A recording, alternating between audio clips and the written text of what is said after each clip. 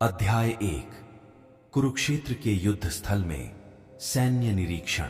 इस अध्याय में अर्जुन युद्ध के मैदान में अपने सामने खड़े हुए अपने सगे संबंधियों को देखकर दुखी हो जाता है और युद्ध नहीं लड़ना चाहता। तब श्री कृष्ण उसे कर्मयोग का उपदेश देते हैं और बताते हैं कि कर्म फल से मुक्त होकर ही मनुष्य मोक्ष प्राप्त कर सकता है। यह श्रीमद् भगवद गीता का एक महत्वपूर्ण अध्याय है और इसमें गीता के कई मूलभूत सिद्धांतों का वर्णन किया गया है।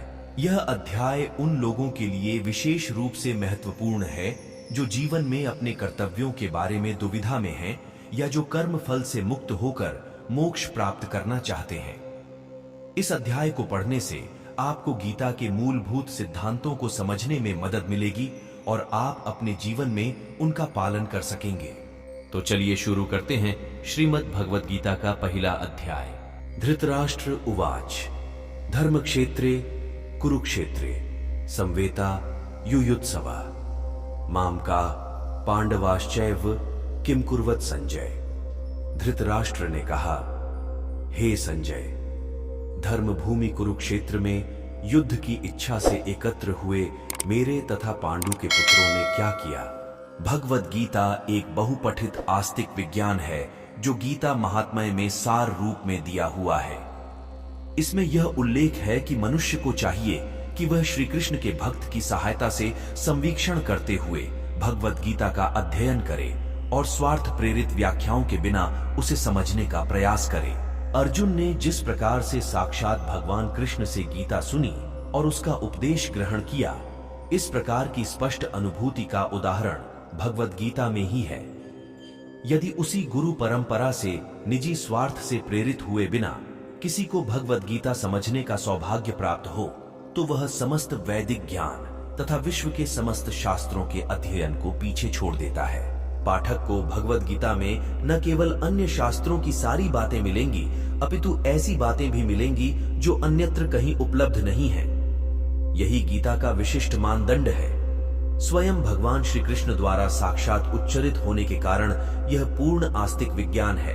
महाभारत में वर्णित धृतराष्ट्र तथा संजय की वार्ताएं इस महान दर्शन के मूल सिद्धांत का कार्य करती हैं।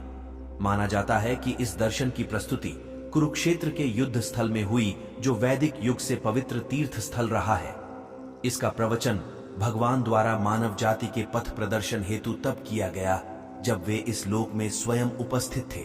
धर्म क्षेत्र शब्द सार्थक है क्योंकि कुरुक्षेत्र के युद्ध स्थल में अर्जुन के पक्ष में श्री भगवान स्वयं उपस्थित कौरवों का पिता धृतराष्ट्र अपने पुत्रों की विजय की संभावना के विषय में अत्यधिक संदिग्ध था। अतः इसी संदेह के कारण उसने अपने सचिव से पूछा। उन्होंने क्या किया?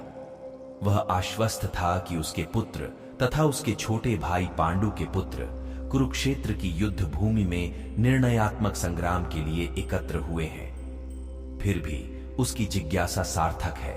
वह नहीं चाहता था कि भाइयों में कोई समझौता हो, अतः वह युद्ध भूमि में अपने पुत्रों की नियति के विषय में आश्वस्त होना चाह रहा था।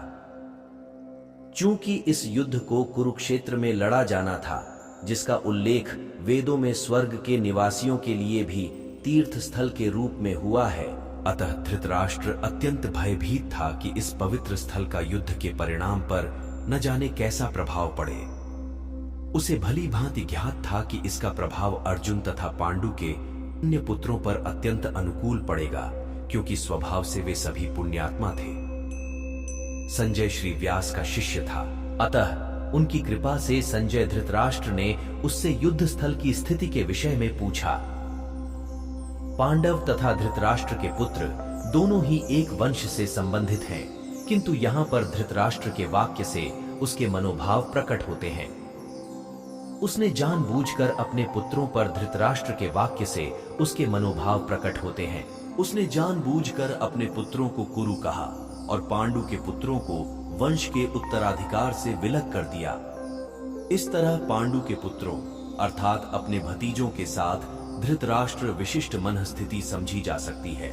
जिस प्रकार धान के खेत से अवांछित पौधों को उखाड़ दिया जाता है, उसी प्रकार इस कथा के आरंभ से ही ऐसी आशा की जाती है कि जहां धर्म के पिता श्री कृष्ण उपस्थित हों, वहां कुरुक्षेत्र रूपी खेत में दुर्योधन आदि धृतराष्ट्र के पुत्र रूपी अवांछित पौधों को समूल नष्ट करके युधिष्ठिर आदि नितांत धार्मिक पुरुषों की स्थापना की जाएगी। यहाँ धर्म क्षेत्र तथा कुरुक्षेत्र शब्दों की उनकी ऐतिहासिक तथा वैदिक महत्ता के अतिरिक्त यही सार्थकता है